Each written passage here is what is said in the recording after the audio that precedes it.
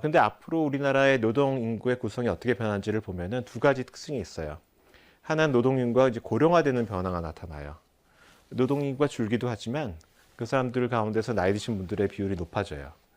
그래서 지금은 전체 노동 인구 가운데서 55살이 넘은 분들의 비율이 한 3분의 1 정도 됩니다.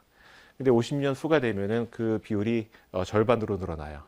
그러니까 전체 일하시는 분들의 절반 이상이 55세가 넘은 그런 분들이라는 것이죠.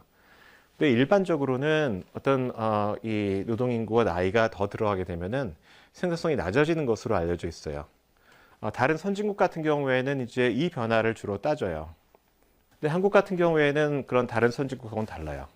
그러니까 점진적으로 그 나라가 변한 것이 아니라 지난 한 50년, 60년 사이에 굉장히 빠른 속도로 뭐 사회적으로나 경제적으로나 변화를 겪었어요. 그렇기 때문에 나이 효과뿐만이 아니라 이 학술적인 용어로 따진다면 코호트 효과, 그 사람이 언제 태어났는지를 따져봐야 돼요. 그러니까 똑같이 70살이라 하더라도 그 사람이 1950년에 태어난 사람이냐 또는 40년에 태어난 사람이냐에 따라서 완전히 다른 사람인 거예요. 그게 제일 단적으로 나타나는 것이 교육 수준이에요. 늦게 태어나신 분들은 훨씬 더 교육을 많이 받았고 이분들이 나중에 고령층에 진입을 하게 되면은 교육 수준이 높아지는 것이죠. 그래서 한국 같은 경우에는 노동인구가 나이 들어감과 동시에 그분들의 학력이 높아지는 변화가 나타나요. 학력이 높아지는 변화는 생산성을 높이는 그런 효과가 있고요. 그래서 아까 그 성별, 나이별, 학력별 그 그룹이 여럿이 있겠죠. 그 그룹의 이제 시간당 임금을 생산성 지표로 이용을 해서 말하자면 그 생산성을 조정한 노동 투입을 이제 구하는 작업을 한 거예요. 그게 이제 맨 위에 있는 회색 선이고요. 근데 보시다시피 그거는 사람의 수만 따진 노동 인력의 변화에 비해서 더 높고 더 천천히 떨어져요. 이건 뭘 의미하냐면은 그 교육 수준이 개선되는 효과가 나이가 들어가는 그 효과를 넘어선다라는 것이죠. 그래서 한국은 다른 그 선진국과는 달리 비록 그 인구가 나이 들어가긴 하지만 상당히 오랜 기간 동안은 이런 그 이 교육 수준의 변화라든가 또 교육만 변화한 것이 아니라 사람이 더 건강해지고 그다음에 사람들의 어떤 인지 능력도 더 나아지고 그런 그 변화가 나타나거든요. 그래서 그것 때문에 생산성이 떨어지지 않을 것이다라는 것을 짐작할 수가 있어요. 그렇기 때문에 맨 위에 있는 선을 기준으로 본다고 한다면은 앞으로 한 25년이 지나도 우리나라의 노동 투입의 규모가 한 90% 이상을 유지를 한다. 그러니까 이 생산 연령 인구를 가지고 따진 거에 비해서는 좀 걱정을 덜 해도 되겠죠. 천천히 떨어진다라는 사실을 알 수가 있어요. 또 여기서 끝나는 게 아니에요.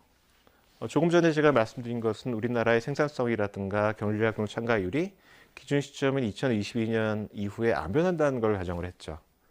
근데 변할 가능성이 매우 높아요. 어떻게 변하냐? 좋은 쪽으로 변할 가능성이 높아요. 뭐 과거의 그 추세라든가 또는 여러 가지 지금의 정책이라든가 그런 걸 봤을 때는 한국의 그 특히 여성과 장년의 경제활동 참가율은 계속 올라가고 있고 앞으로도 올라갈 가능성이 높고요. 그다음에 생산성도 우리나라가 지금 다른 나라에 비해서는 낮은 편이지만 그걸 좀 따라잡아서 더 높아질 가능성이 있다라는 사실을 지적을 할 필요가 있어요. 그래서 여기서는 이제 그런 몇 가지 시나리오를 고려를 해서 이런 생산성도 개선이 되고 경제활동 참가율이 나아졌을 때 미래의 노동 투입 또 노동 인력이 어떻게 변하는지를 이제 산정을 한 그런 결과를 가진 거예요. 한번 몇 가지만 좀 보도록 하죠. 만약에 아까 지금 조금 전에 보여드린 것처럼 아무런 변화도 안 나타나고 그러니까 생산성이라든가 경제활동 참가율이 기준 시점이 2022년 이후에 안 변한다.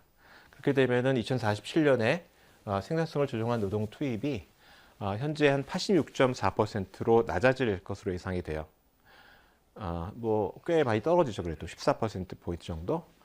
근데 만약에 한국의 여성과 장년, 그러니까 50대, 60대 초의 경제활동 참가율이 앞으로 25년 내에 최근 일본 수준까지만 높아지면은 어떻게 될까 하는 것을 봤어요. 제가 보건대는 이것은 충분히 가능하다고 봐요. 과거의 추이라든가 여러 가지를 봤을 때. 그렇게 되면은 2047년까지 한국의 생산성 조정 노동 투입이 92.6%까지 유지가 될 것으로 전망이 돼요. 아무 일도 일어나지 않은 경우에 비해서 한 6.2%포인트가 높은 것이죠. 그게 얼마나 큰 숫자일까요? 이게 2047년에 노동 인력으로 환산을 하면은 한 181만 명 정도가 돼요. 181만 명이면은 지금 현재 한국에 들어와서 취업해 있는 외국인 근로자의 2배에 달하는 숫자예요. 지금 90만 명이 좀 넘거든요. 적지 않은 숫자입니다. 두 번째 시나리오는 뭐냐면은 여성의 상대적인 생산성이 높아지는 거예요. 한국의 생산성이 낮은 중요한 이유 중에 하나는 뭐냐면은 여성 인력이 충분히 잘 활용을 안 되고 역량을 잘 발휘를 못하기 때문에 그런 거예요. 그래서 남성 대비 여성의 상대적인 생산성이 OECD 국가 가운데서 제일 낮아요. 근데 그 이유는 뭐 한국 여성이 교육을 못 받았거나 능력이 없어서 그런 것은 아니고요. 많은 그 학자들이 얘기한 것처럼 노동시장에서 직면한 여러 가지 불리함 때문에 그래요.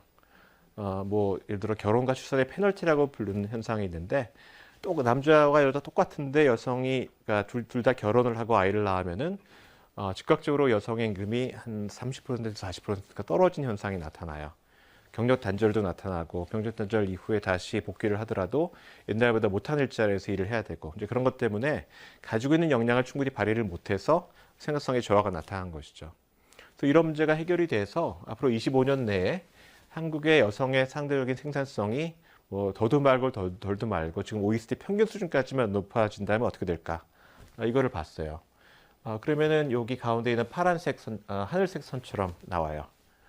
2047년까지 2022년 대비 생산성 조정 노동 투입이 92.5% 유지가 돼요. 그건 아까 여성과 작년에 경제활동 참가율이 올라가는 효과랑 굉장히 비슷해요. 그 179만 명이 높아진 효과죠. 올라간 효과죠.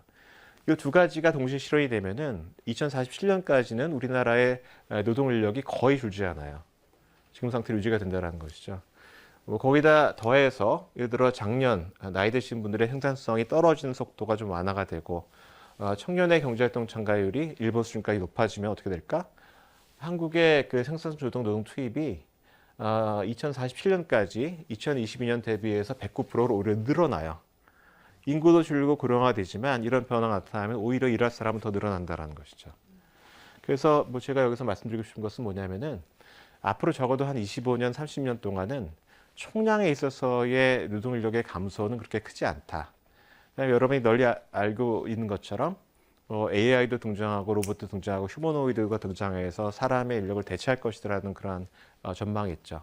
그러니까 노동 수요는 줄어들 가능성이 있어요. 노동 수요가 설사 줄어들지 않는다 하더라도 이런 변화의 일부만 나타나도 앞으로 25년, 30년 동안은 우리나라에 있어서는 총량적인 노동 인력의 부족은 없을 것이다라는 것을 어렵지 않게 짐작을 할 수가 있는 것이죠. 더 중요한 메시지는 뭐냐면은 인구 변화의 미래라고 한 것이 열려 있다라는 것을 보여줘요. 이 결과는. 왜냐하면은 앞으로 뭐 인구가 이렇게 변해서 노동력이 줄 거라고 예상을 하지만 사실 앞으로 어떤 일이 벌어질지는 아무도 모르고 잘 모르는 것이고요. 많은 것들이 우리가 지금 어떻게 하는지에 따라 달라질 수 있다는 것이죠.